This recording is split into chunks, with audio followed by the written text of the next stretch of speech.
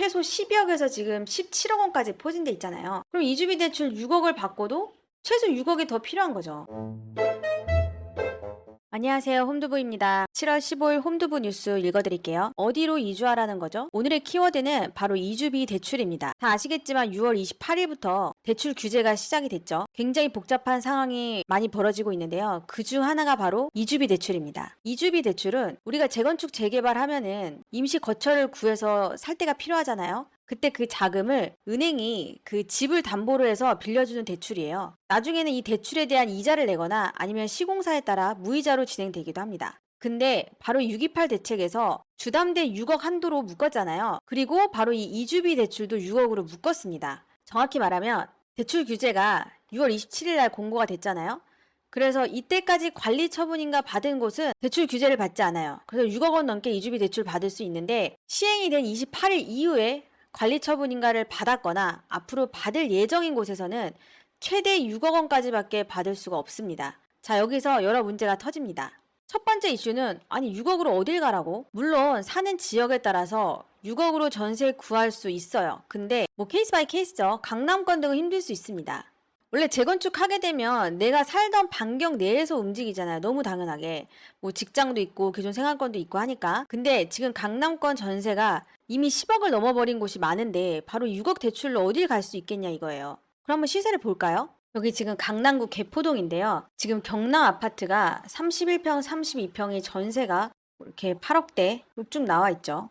그 옆으로 쭉쭉 가보면 개포 현대 2차 지금 84제곱이 가격을 낮췄는데도 전세 9억, 8억 5천, 9억 이렇게 형성이 되어 있습니다. 그래서 지금 이들 불만은 아니 지금 내 집을 담보받아서 대출 받는 건데 왜 한도가 있냐 이겁니다.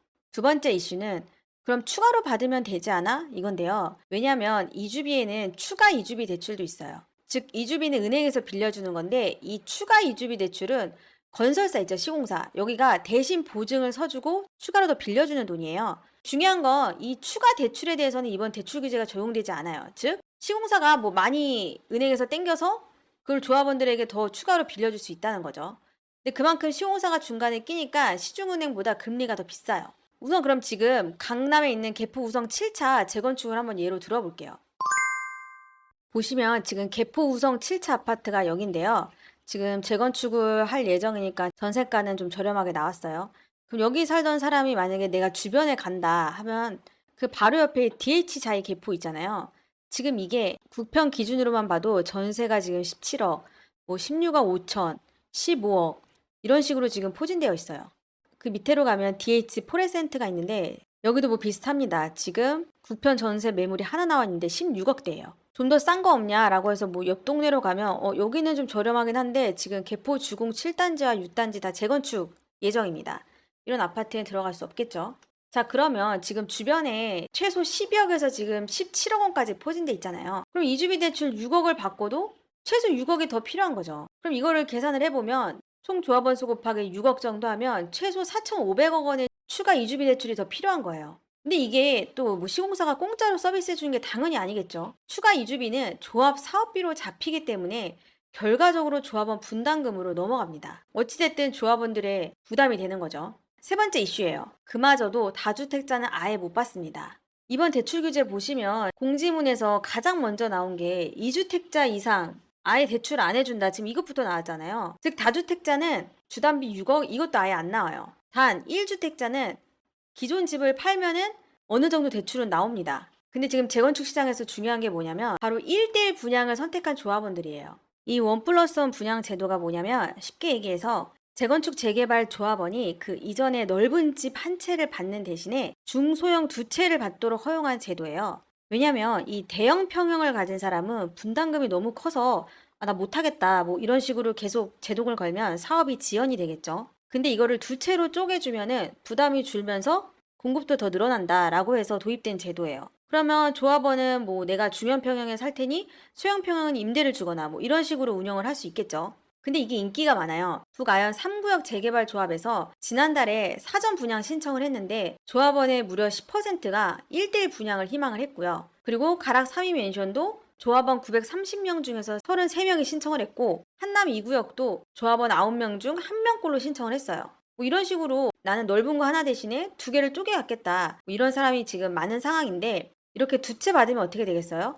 다주택자가 되는 거죠. 근데 우리 앞서 얘기했잖아요. 다주택자는 주담대 아예 안 해주고 이주비 대출도 안 나옵니다. 지금 1+1 분양제도 신청한 사람 굉장히 황당한 상황이죠. 아니 그럼 쉽게 생각해서 두 개 중에 한 개 팔면 되지 않냐라고 할 수 있는데 이것도 힘들어요. 왜냐면 바로 전매 제한이 걸려 있기 때문이에요. 이건 뭐냐면 뭐 투기 등을 막기 위해서 입주권이나 분양권 등을 바로 팔 수 없게 막아둔 제약입니다.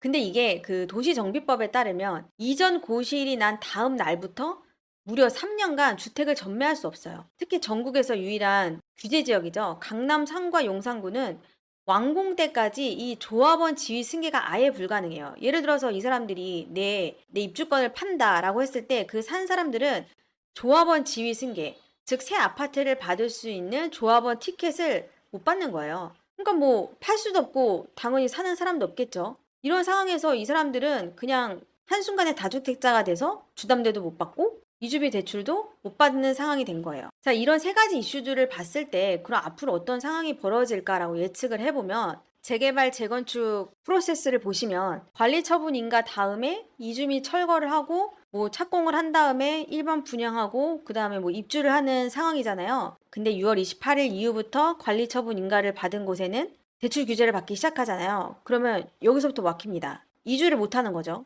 그럼 여기가 막혀버리면 재개발, 재건축 사업이 계속 지연이 되겠죠. 그러면 새로운 아파트 생기는 일정도 늦춰지니까 결국은 공급 일정이 늦춰지게 됩니다. 지금 집값 상승 원인 중 공급 부족이 가장 먼저 꼽히는데 이런 악순환이 생길 수 있다는 우려가 있는 거죠. 그래서 현재 어떤 상황이 벌어지냐면 국민청원까지 등장을 했습니다. 지금 보시면 주택 공급을 위한 정비사업 실정에 맞지 않는 금융위원회의 이주비 대출 규제 방침에 대해 전면 재검토를 요청합니다 라고 해서 국민청원에 올라왔죠. 이게 동의수가 7월 15일 기준으로 15,000명을 넘어섰어요. 지금 8월 6일까지 5만 명을 넘기면 이게 국회 상임위 심사 대상으로 올라갑니다. 지금 속도로 보면은 올라갈 것 같기도 합니다. 구글레터는 매주 가장 핫한 부동산 뉴스를 이렇게 쉽게 풀어서 보내드리는 뉴스레터예요. 홈두부에 오셔서 무료로 구독하시면 됩니다.